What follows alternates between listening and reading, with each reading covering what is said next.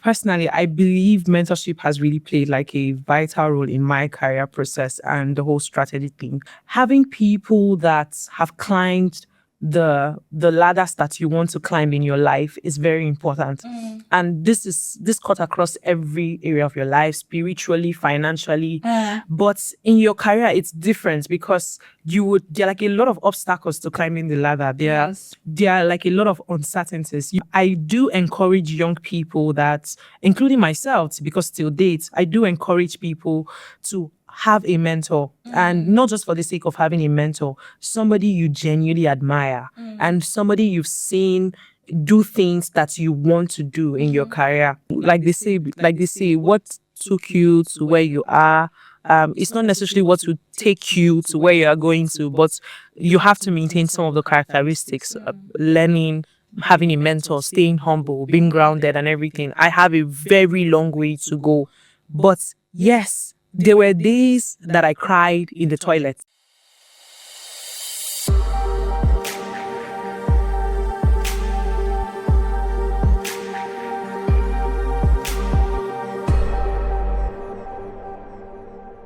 Okay, I'm saying it for the third time. Notice your career growth and trajectory. I loved how you were always posting on LinkedIn. Like, it was just, you're just going out and just posting. And then when you hosted a career growth workshop, it was so good because I'm like, this is so impressive. And before then, I think I had already felt like I'd like to invite you. I think that's when we started, but I haven't kept in touch. I didn't want to be the person that will only reach out to you when you need something. But it just became stronger. Like, so that day that I reached out to you was the day that I felt, let me just try my luck. Like, bad as it bad, you say no. And then when I now told you the day, because we wanted to record either on Friday or Saturday.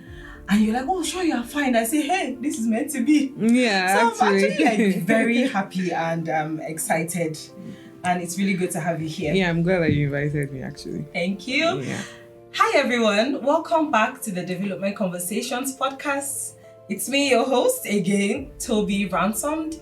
And I'm really happy that you have decided to come along this ride with us from the first episode to now, which is episode 4.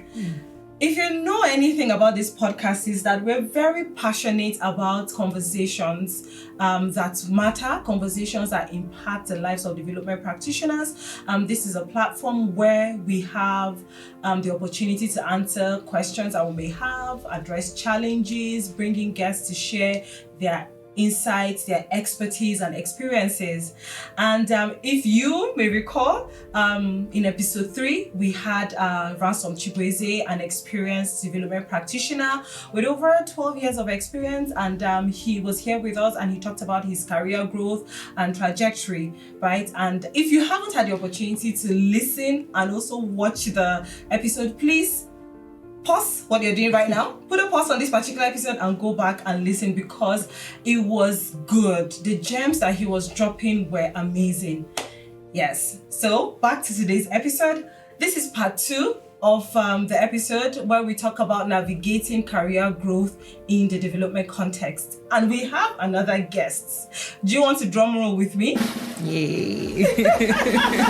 I have with me here Rachael Inmoh. Rachael, you're welcome. Thank you. It is so good to have you here. Thank you. So Rachael is someone I have worked with, not closely, but I know that our path crossed for a couple of months or so. I was at the field office in the organization while she was at the country office. And something I noticed about Rachael is that she's always on the go. You know, people that have energy and everything. When you're having conversations, it's like just jumping in, like my Nigerians, like, you know, my fellow Nigerians will say, pa, pa, pa, you know? Yeah, get it done. So that was Rachael. Rachael is a get it done kind of person. And I'm going to just read a bit about her. Rachael is a dynamic development professional who has navigated the complexities of this space with resilience and strategy.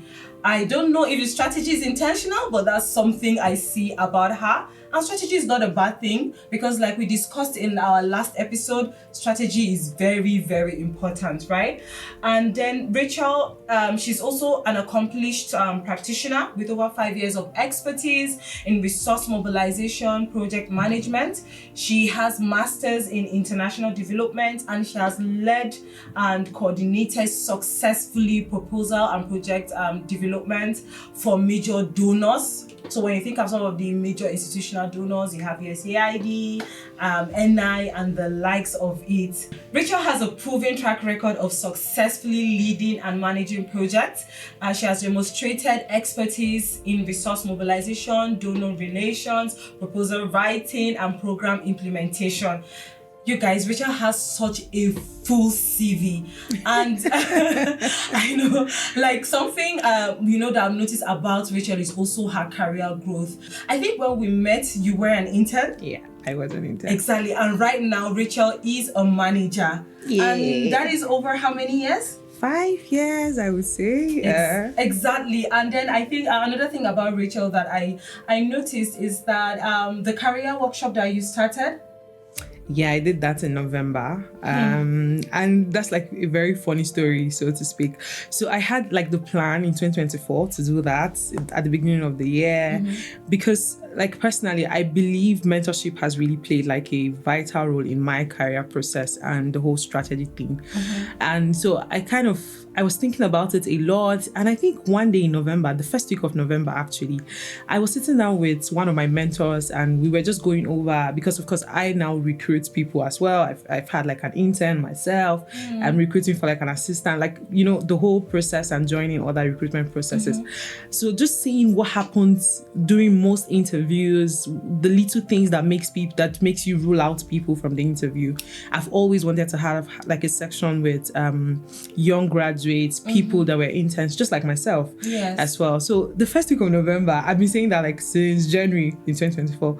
So first week of November, one of my mentors just say, "You've been talking about this too much. Why don't you just do it?" And it just hit me that, like if you work in the development space, you know how busy we get, how much trips you go on and everything like that. And I was just like, truly, why don't I just get on with it? And in 2 weeks, I kind of just put out an invite on my social media page, on LinkedIn, on Instagram, and of course on WhatsApp. And to say, if you're interested, I will be talking about just basic things, CVs, interviews, and then of course just sharing career tips and all of that. And we did it. That is amazing. I love that you just took your very short time to just execute. I think it's really amazing. So before I ask you like other questions, I have a few questions, like rapid fire questions. Are you ready? Yeah, let's go. Morning or night owl? Night, definitely night. Oh my God, what time do you wake up in the morning then? I wake up very late in the morning because I'm a night person. So like, just to backtrack, like it's very important that my supervisors understand that I am a fully night person. So I do everything in the night. Yeah. Oh, so like how is it like? So what time do you resume? So I resume normally like, I don't want to say it yet. So that let's move on. As long as your supervisors understand. Yeah, exactly. But I'm a night person. Yeah. Yeah. So if you weren't in development, what would you be doing? I would be teaching. And maybe not teaching in the proper sector, maybe like in a school or something. When I first graduated, so I had like this opportunity. So in my school, if you graduate with like a first class degree, you get called back sometimes to lecture. And so I had the opportunity to go back to see if that was possible. But I didn't really go back. But now I figure that if I wasn't in this space, I would be teaching, but not in a school. I would be teaching like maybe how to make something, how to do something, but it definitely has something to do with teaching. That's really good. My background is also teaching education. So I'm a classroom teacher by heart. So I get excited when people say they're going to teach. Okay, so what's your go-to productivity hack? Just do it. Don't overthink it. I love it. Yeah, I think I still tell myself that every morning. just do it. Like, Just do it. if you figure that's what you want to do. Yeah. Because I just figure that indecisiveness is like the roots of procrastination. So if you don't make up your mind about something, you would always have this space in your head that just makes you feel comfortable that, oh, after all, I never really decided I was going to do it. Yeah. So if you think about it and if you actually want it, just do it. just do it. That's wonderful. Thank you, Rachel, for answering, this warm-up question. So we're going to head back into the meat of this session, right? Now, you've had such an interesting journey, but I'm sure everybody's curious now. How did you get into development space? And just give us a glimpse of your journey. Maybe how did I get into the development space? I think it was meant to be. And that's like crazy to say that. I know, because I know like a lot of people don't believe in like fate, so to speak. Predestination. Yes, like something that was planned ahead of time, so to speak. So. Yeah, but I do believe that. So I would say for me, I think that is it. So at first, I think growing up, I knew where I wanted to work, but not like the industry, so to speak. But I knew I wanted a career. I didn't want to do business, so that was like really clear. Then when I first graduated, no, I hadn't graduated. In my final year, something happened. So we had this friend that came one time and just said, oh, of course we're in our final year and you know how it is, lesser course load, you're just like doing project work and all of that. And my friend said, oh, there's this volunteering opportunity in Katsina, do you want to join? So I was like, of course, why not? So we went. It was an INGO, so we kind of supported like the process. It was like a data sort of, but at the end of the day, we ended up going into like a community, like a proper village and everything like that. So that was like the first experience I had with development sector. Also, like my elder brother was into event planning, or my elder brother is into event planning. So of course in school, when we come back, he would have like INGOs would like be hosting, how we do all sort of workshops. And then maybe he would be like the event person. So of course we would come to support him as caterers, as just whatever. So that was like the first. That's sort of how I got into the development sector. Then when I finally graduated, when the 3 to 5 months you have to wait for NYC or however your school works. So I met this lady in church. She was starting like an NGO, a non-for-profit, and it was really interesting to me. So I volunteered. I decided I was going to volunteer with her, and I think that was, so it was like a lot of volunteering, but like the opportunities presenting themselves. And you like taking the opportunities. And then like you taking it on. But the reason I really believe is fate is, like I said, when I graduated, you had the opportunity to kind of go back to be a lecturer, but also I had this opportunity to work in a bank. Somehow it didn't just really sit. I personally believe in divine direction like a lot. Absolutely. So all of those opportunities didn't really sit until like these other opportunities around volunteering, and I served in an NGO as well. So so everything kind of just worked out with opportunities to get into the sector. I love it, and it's so interesting to see that your path is like you got into the path of service. Yes. That's really interesting. And so along the line of your career, right, were there any key experiences or people that influenced your growth early on? Yes. I think I've said this before. I do believe, and even like when I held the career workshop till today, I do this thing where I support like people when they have interviews. I still take some time to look at CVs. I do that every day. So I have like somebody almost every day that I'm talking to around what I think they should do and everything. And I say, I don't just say it, I've actually experienced it. Having people that have climbed the ladders that you want to climb in your life is very important. And this cut across every area of your life, spiritually, financially.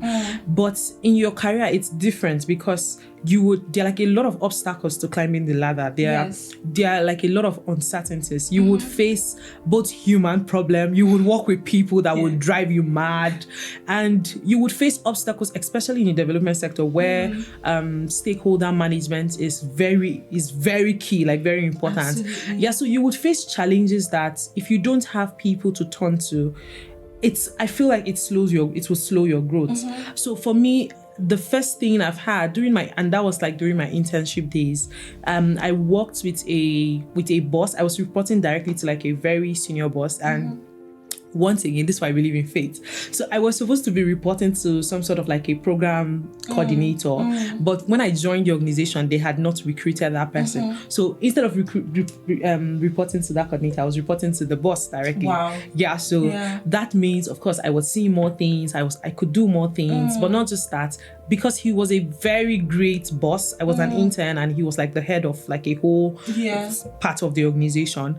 So just talking every day, we had like this working arrangement where, of course, you do the job, but most times he would take out time to even bring out a board and really talk about why something does not work, or talk about a budget, or talk about a proposal, like like just really breaking it down. And even after I left that particular organization, that continued. So I'm going to say that first, I do encourage young people that, including myself, because till date, I do encourage people to have a mentor, and not just for the sake of having a mentor, somebody you genuinely admire, and somebody you've seen do things that you want to do in your career. I think for me, that's like really key. I think the second thing is sometimes people have mentors and also expect them to cradle to them. Like, I've kind of also now I've experienced that as well. You have to be willing to learn. So before I became an intern, I had like series of opportunities, I won't deny that, but I was doing this job where, still in the development sector as a consultant, where I was being paid per day, but at a very high sum per day, and it was like a lot of money. But I decided at one point that I wasn't going to do that anymore. I wanted to be in the organization. I wanted to see how things are done. So when you say maybe where I am today, it's like a process or a strategy. Yes, it is. It's not a mistake. I didn't just bump into getting the roles that I've gotten or doing what I'm doing. It has always been a plan, like a very clear plan. So I'm just talking about 2 points in terms of first strategy, and then secondly, being willing to learn. I decided to leave that organization to become an intern. Of course, I was still very young and all of that, but my major goal was to learn. I wanted to see how are proposals written, how do people get money, what is the circle of project implementation, how does it begin, where do you understand, like what are the problems, how do you close it out, and all of those kind of details. So the second thing I would say is you have to be willing to learn.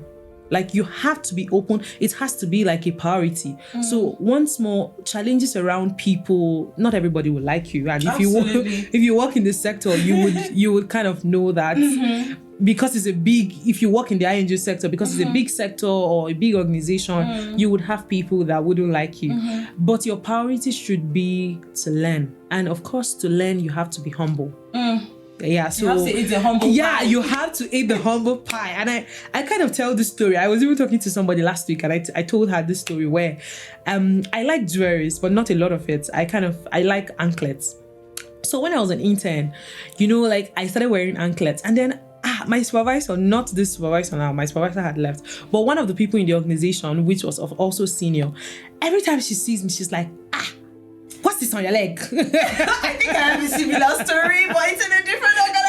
She's like, what's this on your leg? I guess so walked up over anklets. Yeah, I'm like, it was like really crazy because it's not like I'm really working with this person. Yeah. But she made a fuss about it. So every time I'm with somebody or other senior, exactly. And you also know that, sorry, I'm kind of going over again and again, but perception is something. Oh my goodness, yeah. You might be great, but if you are not perceived as great, that is a problem. Yeah. Perception is something.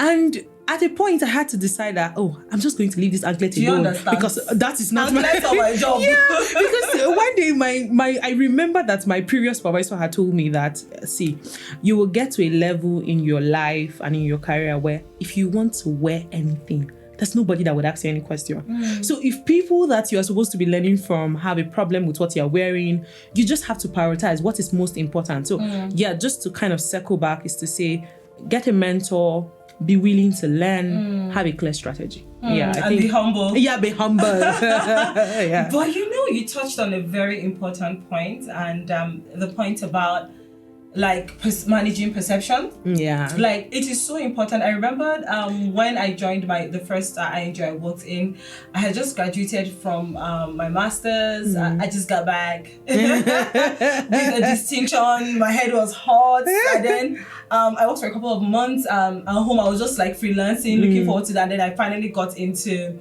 that organization, and I was like the first education officer, and I did not know how to manage people. So these people say, me, I know my work. Nobody can tell me what to do. Oh my goodness. When I look back, I'm like, girl, it is a surprise that you have survived in this sector. Yeah, and you have grown this much as well. I mean, because I did not manage relationships well. I did not care what anybody said about me. you. And I even used to say that, I don't care what people think about me as long as they know that I do my job and do it well. Hey. Yeah, that's wrong. And you won't believe it. Actually, that got me into a lot of trouble.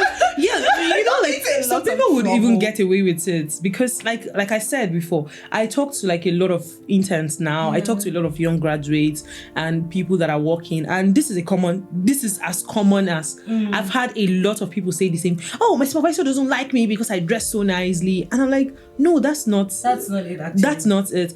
And once again, my previous supervisor, which is still my mentor, used to tell me, you will get to a point where you can do anything you want to do. At every point, you just have to ask yourself, what is your priority? And then on another, if you flip things, like I said, you can actually still grow, whatever, and do you understand, not caring what people think about you. But the problem is having all of those, like keeping all of those things, it's like creating an hindrance for yourself before you get into the room. Yeah. So like I was saying, like maybe somebody doesn't like my anklet and I'm like, I don't care if you don't like my anklet. Why would I allow that hindrance, knowing fully well that every time I come into the room, there will be a problem before there's an actual problem? Yeah. So of course, I've created first the problem of the anklet issue, and then then if a problem arises, of course that person is going to be like, this person. Yeah. Oh no, it's really true, and it's just, this thing that I said about prioritizing, like what is your priority? Yeah, what is most important? And also after a while, because I've gotten to a point where I now realize that these things did not really matter. Yeah. So basically what I had a problem, someone had a problem with, or even the way I handled, a senior colleague or relationship. I mean, after a while, you just realize that they do not matter. And then sometimes we grow. Now, are there people that are genuinely problematic? They are. Yes. And are there times that you have to take a stand and say, no, I'm not budging? Yes. But then I think when you're growing in your career, and even also after you've gotten to a peak, you still choose what's your part.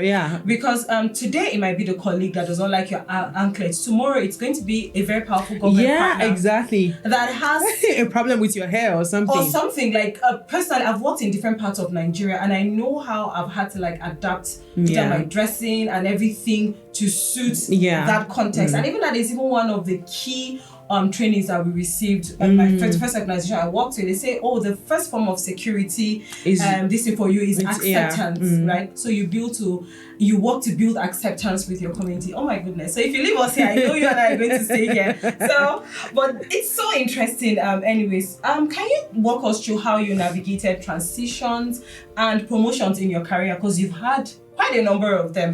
How did you navigate them? I have had, now that I think of it, I have had quite a number of them. Yeah, first of all, thank God. Yes, absolutely. So I want to say first, thank God. Yeah, then secondly, like I said, you have to have a strategy. I think, when I was an intern, one of the first sessions I had with my supervisor was, he asked me, oh, in 10 years, what would you like to be? And this is a very, I don't want to say corny, or, these are things that you've had again and again, which are in 10 What's years. your 5 years What's your purpose in life? I can't even like again and again.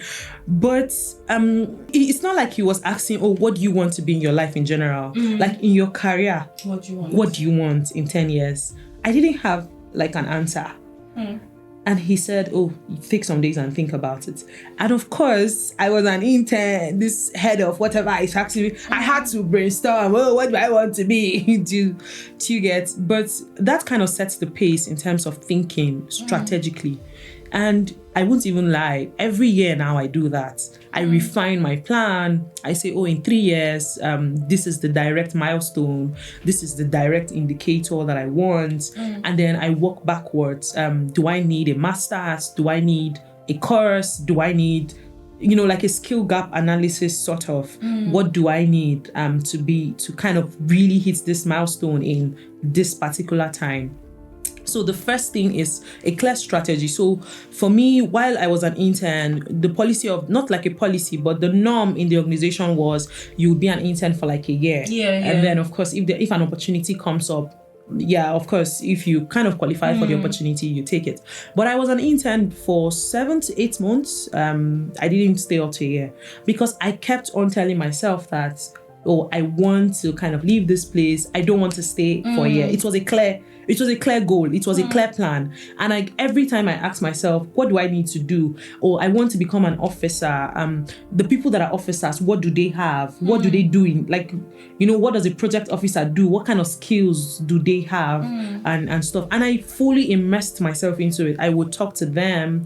I would ask them, oh, if you really want somebody to sit in your calls, you can ask me. If I'm around, I will sit. So I will sit through all the calls with the donors, with the stakeholders. So I'm just trying to get back to say the first thing is a clear plan.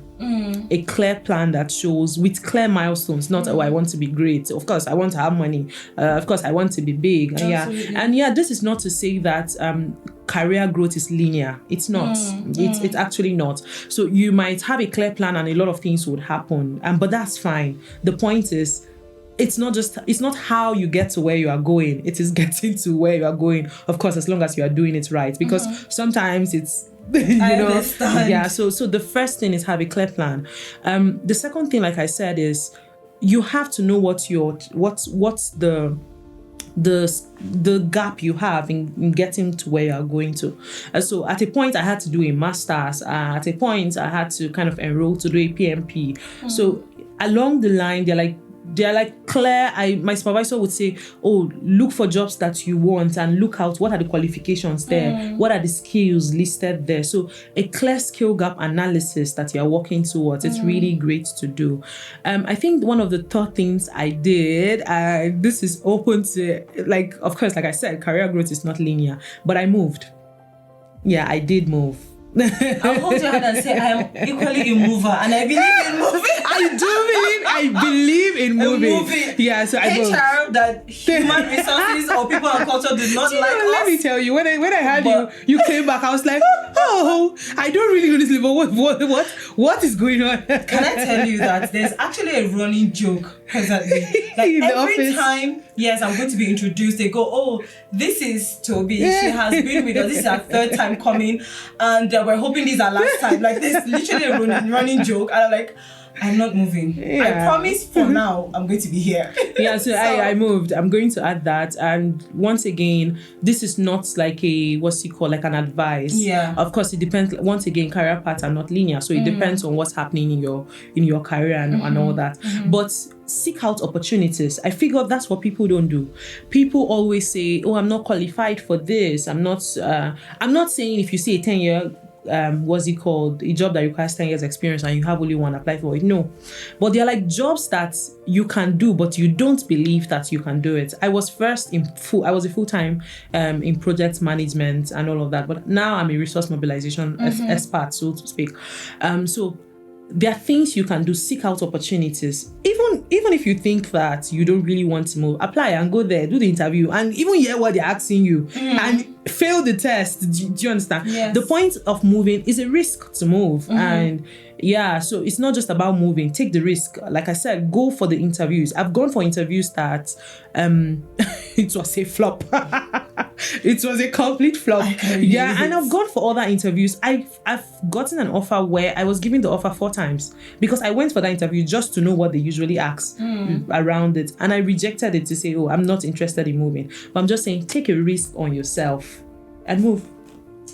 Solid. Thank you so much. And just like you said, career path is not linear. I remember one time I was reading this book, Leaning by Sheryl Sandberg. So, and one of the key things, or one of the things I remember from that book up till today, and I hold on to, is that your career path is not a ladder, it is a jungle. What's that word? There's this exercise that it's usually in a playground where children hop on different. Unfortunately, it has skipped my mind. Or slipped my mind, but basically that is how our career path is. There are times where you have to take a pay cut, just like you did, leaving a consultancy role where you're being paid very well to actually moving to an intern, and we know how interns are. But it's so important that we have that at the back of our minds, and then also the fact that what you said about moving, I so much respect the fact that you also said that it is not one size fit all, because our last guest also just had a long stay in an organization and grew through the ranks. And then you and I are movers. So but it's really interesting, and I really thank you for sharing. Were there moments where you doubted your path or had to make tough decisions? Yes. How did you navigate it? That is I love so much now. Of course, I'm still really, really growing. Because like they say, what took you to where you are, it's not necessarily what will take you to where you are going to, but you have to maintain some of the characteristics, learning, having a mentor, staying humble, being grounded and everything. I have a very long way to go. But yes, there were days that I cried in the toilet. Because of how bad. I know. Thank God for clean toilets that you could actually lock yourself in and cry. Thank you. And if you know me, I'm a hard babe. Like, I am a hard babe. So if I say I cried in the toilet, I couldn't wait to get to my house to cry. Then it was then people that know me knows that it was a terrible day, or it's like a terrible situation. So there are times where it was bad. There were times where I doubted even my capacity. Am I able to really do this? Is this overconfidence? Am I shooting too high? And it's funny because there were times I even went for meetings and I couldn't get myself to say a word because I didn't feel like I belonged in the room. That's the honest truth. So it's crazy because even when you are in the position, you still have days where you don't feel like you are really competent. You don't feel like you should be in the room and all of that. Yes, there were a lot of times like that. But what I figured is everybody goes through it. Like I said, I talk to a lot of people. I talk to a lot of mentors, people that are where I want to be, and they will tell me that, even when I sit in meetings, sometimes my voice still shake. It's okay. What matters is that you don't allow it to stay the same. You don't leave it at that and then continue to say I'm not competent or I'm not sufficient, I'm not whatever. No, you kind of pick up yourself immediately. So I've worked in a job where I was managing 4 countries before: Nigeria, Ghana, Togo, and Benin. So that meant I had to travel to other countries. I had to sit with other government stakeholders. Sometimes in Nigeria, you navigate because it's your country. Somebody that knows the context and things like that. Somebody that knows somebody. But then when you go to places like Ghana, Togo, it's a bit dicey and all of that. So there were a lot of times in the room where I didn't think, should I be talking to a House of Reps? Should I be talking to the governor? Do you understand? And all of that. But once more, the two things I would say is, like I said before, everybody doubts themselves. you are not the only one thinking you are not competent. You are not the only one that thinks that. The only problem is you are the only one allowing it to kind of dwell, like to remain. Do you understand? Yes, so yes. I would say the first thing is try to snap out. I don't think there's like a clear advice for that. But if you have to even go to your mirror and snap out of it and talk through the shaky voice, whatever you have to do, snap out. Like you have to snap out as soon as possible. The second thing I would say is sometimes incompetent or feeling incompetent is not just a feeling. Sometimes you are incompetent. Yeah, it's a pointer. Yeah, it's a pointer to something. Yeah. You are incompetent. So if you think that is like becoming like too much, you have to ask yourself, do I need to practice speaking more? Do I need to present more even to myself? Is there like a skill I don't have that is always making me feel like that's bringing this incompetency and whatever in me? And then you have to just walk your way through till like you're out of it. So, but once again, the first thing I would say is snap out. Because you can be sitting in meetings and snap out. Whatever you have to tell yourself to snap out. Then of course you want to deal with it to say what is the at the root cause of this insufficiency, so to speak. And But just dwelling on this a bit, like how important is it like having a supportive network or community also in managing or navigating some of these tough spots or challenges for you? Yeah, it is. It's vice versa. It is important because sometimes when I have to, like now, because my part of my job is like stakeholder management and everybody does that in the NGO sector. But what it means now is that I am directly responsible for maybe how a meeting goes. I'm the complete risk bearer of whatever it is that I'm doing. And so I've had situations where I've had to run like my presentations with people that I trust, like other managers, other senior colleagues outside the sector, to say, what do you think? This is like my goal, but am I kind of hitting it? So it's very important like that you are talking to people that, first of all, you are really comfortable with. You are not refraining, trying to sugarcoat it and look like a professional. And you are a professional, you are an expert. But in those times where you need some kind of support, technically and even emotionally, I run my presentations by people. I still do. I run my thoughts by people to say, I'm engaging this person tomorrow, and this is what I'm going to say, but this is what I want to achieve. Do you understand? Yeah. So it's very important. That's having that reassurance, not just from like people that are just your friends, but people that would also tell you, oh no, this hold you accountable. that would say, oh, this presentation, this is too low even for you to be doing this. Do you understand? So it's very important emotionally, it's very important technically, it helps you to continue to refine your skill. That's the honest truth. The second thing why I would say that is important is why I said it's vice versa is I don't just run like things by people that I trust or by my mentor, so to speak. I see them doing their own stuff. They don't necessarily run things by me, but they tell me about things. Oh, we spoke to this today. We got this amount of money today. Do you understand? So like seeing that it is possible from people that you talk to, from people that you trust, has a way of building up your confidence. Wow, thank you so much. This has been a wonderful talk. Like it's really just nice engaging with you and talking with you and the rest. Glad. So while we're like trying to round up and all, do you want to share a project or an initiative you're particularly proud of? I'm sure you might have a couple, but maybe one or two. Yeah, maybe two. Somebody, they asked me this in an interview. Yeah. So if you work in resource mobilization, BD and whatnot, of course your job is to get the money. Yes, so they want to know that you can get the money. Yeah, they want to know you worked on projects that you have actually brought the money in and stuff. One of the projects I am most excited about is one that we did with the World Bank. Don't know if I should mention that. It's fine. Not specific details, but it was a crazy proposal. It was a very crazy proposal. The competition was so much, but of course with it's World Bank money. Yeah, it's World Bank money. Yeah, and then we had to we were going into a state that we had never implemented in. Yeah, so of course that's also very dicey. Yeah. You don't have networks, you don't have like a lot of stakeholders in it. I was supporting that proposal development, but why that proposal was really interesting for me, I think that was like one of the proposals I really, really enjoyed.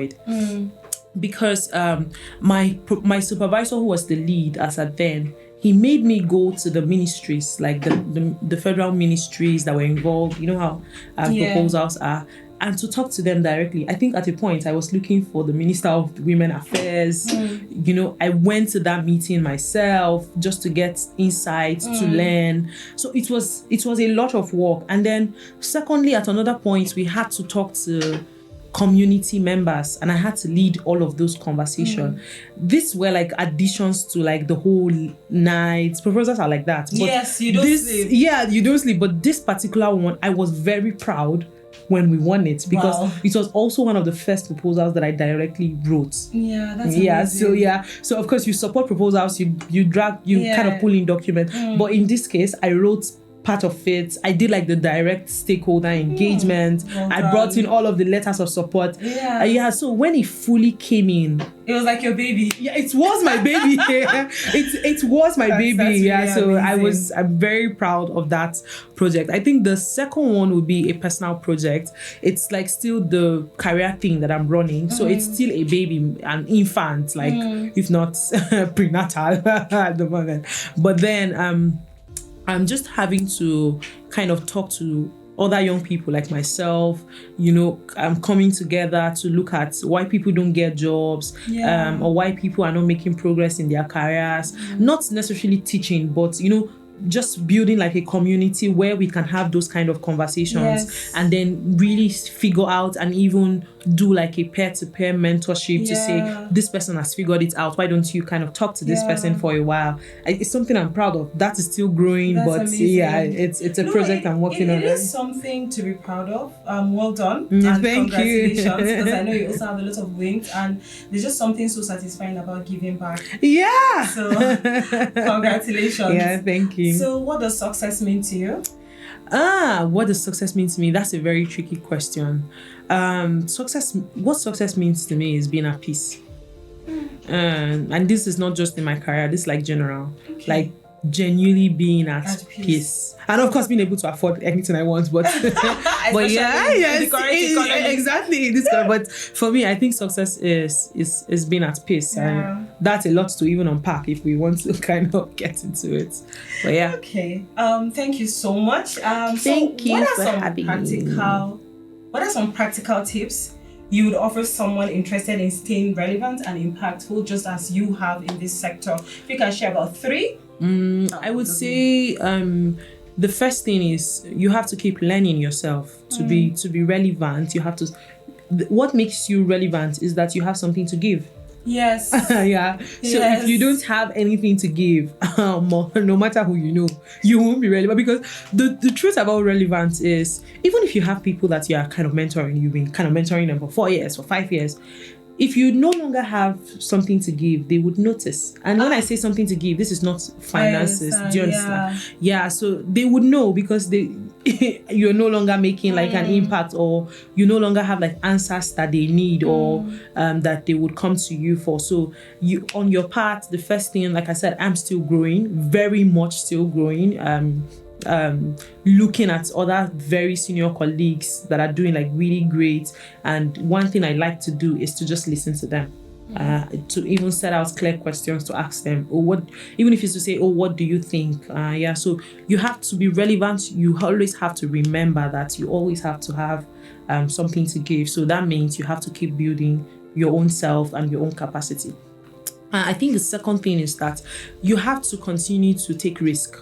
You have to continue to take risk. You have to dive into new things, new projects. And I'm going to say this, like, if you're in the development sector and you work in projects, great for you, because the truth about project is, if you're really into it, you would learn everything. You would learn procurement, you would learn admin, you would learn M&E, you would learn everything. You even learn business development. You learn everything if you're really into it. So when I say take risk, is don't just like focus on, this is my job, nothing else. People do that a lot and say it's just a job. Yes, it's just a job, but somebody used to tell me that whatever you know is what you know. Nobody comes to your head and takes it out. So when I say take risks into other people's things, when you have the opportunity to, when they're like opportunities to learn something, to do something, to lead something, be the risk bearer, and that makes you relevant. It makes you it makes you important even in an organization, having what's it called, taking risk in new things, and people knowing that if you put this on this person's table, the person will deliver. That makes you relevant. I think the final thing I would say in terms of being relevant is it's kind of innate yourself. If you want to stay relevant, you have to also be at peace with yourself. Take away jealousy from yourself. Take away, I know this is not a direct link, but I see people in several organizations do things simply because somebody is doing it, simply because like take yourself. I really believe that you have to learn office politics, but you don't have to really play it dirty. So I'm a fan of, you have to learn it. So whatever the game is in your organization, you have to know that this is how it starts. To navigate it. Yeah. But you don't have to play it dirty. So if you want to stay relevant within yourself, you have to be at peace. Be at peace with your journey. Be at peace with your process. It's having a strong sense of self, and yourself, your identity, and being comfortable in it. Like no comparison, no dirty games in the office. It comes back to bite you. People get tired of it, like at a point. So I'm going to say, be at peace with yourself. Like if you need to find you in a different way, or however if you believe in God, that's a great way to start. But then start from God. Start from God. But then so you have to kind of be grounded in yourself. That's keeps you confident in your journey, and even to the people around you as well. Wow. Rachael, I have had such an amazing time just spending time and talking to you and even listening to you. You have such a great depth of wisdom thank you. Knowledge, and it's also like from your experience, and I love how you're so hungry and you have this zest for what you do, for life and everything. It's really impressive. And well done. Thank you. Thank you for honoring the invitation. Thank come you and for have a chat having me. with us. Yeah, our second guest on this podcast. I do hope that we continue having you over and over again. Before I say my final goodbyes to our wonderful audience, people that have tuned in from different parts of the world, do you have a closing word? Do I have a closing word? First of all, maybe I would say subscribe to this channel, especially if you want to be in the sector. I think this is a brilliant idea. This is very inspiring. And like I was saying before, the execution is really great. Really hoping that, of course, this grows. So I want to say, if you're listening, subscribe. I think that's the first thing you should do. That's my last word. The second thing I would say is be patient. As a closing word, I know for a mover that's not a good thing to say. That's like an oxymoron, so to speak. But in my life I've had to be patient with people. I've had to be patient. I know there's been a lot of times where something would happen in the office. I say, I think I should be leading it. Or I think, if you know me, I'm also a ginger. Just like you said, I'm also like a ginger. So I'm like, why did they give it to this person? It's supposed to be me, and all of that. And then, sometimes when I talk to other people, like I said once more, and they just go, be patient. So I'm going to tell you that if you feel like you're stuck in your career, if you feel like you're even unclear, I want you to kind of take some time, give yourself time, be patient. It goes a long way in making sure that you also don't make mistakes. Yeah. Wow, that's a great closing word. Tobi, be patient. You have heard from our wonderful guest, Rachael. It's been an amazing 40 minutes or so, and thank you for joining us. As she has said, subscribe on YouTube, on Apple Podcasts, on Spotify, and you can also follow us on LinkedIn, on Instagram, and on X at the Development Conversations. And we would love to hear from you. Share your feedback with us, share your comments. If you have questions or you have topics that you think will be valuable for us to discuss, please share with us. It's bye from me for now. Bye. Bye. This was fun. That was so good.